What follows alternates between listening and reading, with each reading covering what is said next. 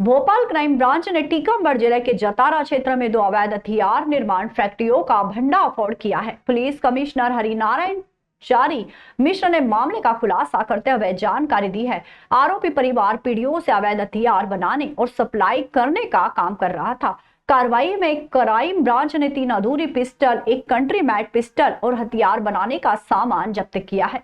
जांच में सामने आया है कि धंधा कई दशकों से परिवार के स्तर पर पीढ़ी दर पीढ़ी चल रहा था।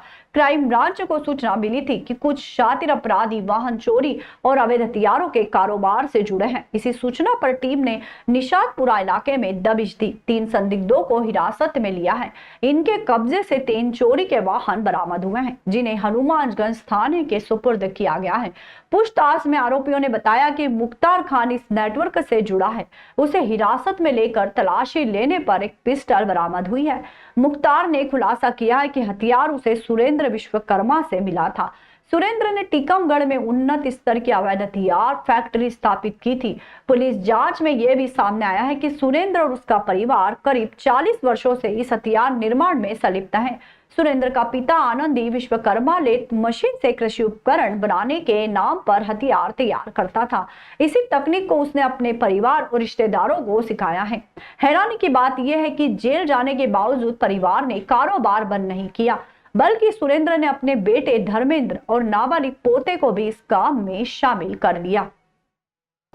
संगठित अपराध के विरुद्ध पुलिस लगातार गंभीरता से कार्रवाई कर रही है और संगठित अपराध की इस कड़ी में पिछले दिनों जहां ड्रग्स के खिलाफ भी बड़ी कार्रवाई हुई थी, वहीं अवैध हथियारों के विरुद्ध भी पुलिस लगातार संजीदगी से इसके लिए प्रयासरत थी।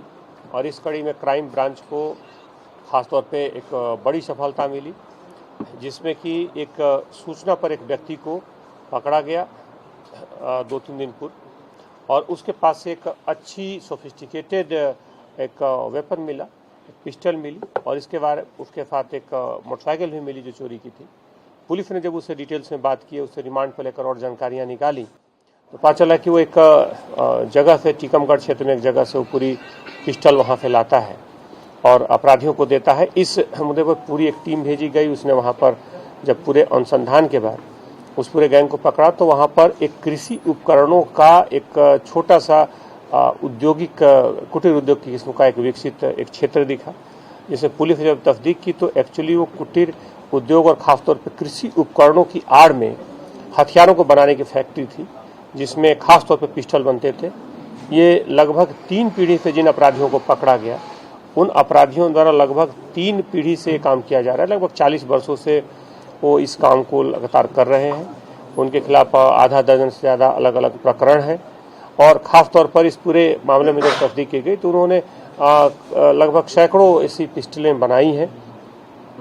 ख़ास तौर पर इनको बेचने का जो जरिया है, ये आसपास के झांसी और उसके आसपास के जिलों में ये बेचते थे। इनका एक अंतर्राज्यीय नेटवर्क है, जिसमें इन पिस्टलों को एक परिष्कृत किस्म के पिस्टल्स हैं जिनको अपराधियों तक पहुंचाते थे। खासतौर पे सीमावर्ती इलाकों का फायदा उठाते हुए, सीमावर्ती इलाके का, ये दूसरे सीमा पार के जो दूसरे खासतौर पे राज्य के दूसरे तरफ जो कुछ अपराधी थे, और इसमें झांसी के कुछ ऐसे लोगों का नाम आया है जिनसे इनका संपर्क था। बहरहाल इनको पकड़ लिया गया है। इनके एक निशानदेही पर फिर एक दूसरी जगह की भी सूचना मिली जहाँ पर बनाया था। दूसरे गाँव में पुलिस ने 2 जगहों पर अलग अलग कार्रवाई की। वहाँ से भी कुछ ऐसे खास तौर पे उपकरण पाए गए जिनका कृषि उपकरणों के नाम पर रखा गया था, और जहाँ पे जो सामान मिले हैं वो सामान बहुत बड़ी संख्या में मिले हैं, जिससे खास तौर पर इस तरह के परिष्कृत पिस्टल्स बनाए जा सकते हैं। पूरी टीम को इसमें 30,000 रुपये के पुरस्कार से पुरस्कृत भी किया गया है। DCP crime additional CP Pankaj और पूरी टीम ने इसमें काफ़ी सक्रिय भूमिका निभाई है, और पूरी टीम को इसमें पुरस्कृत किया गया।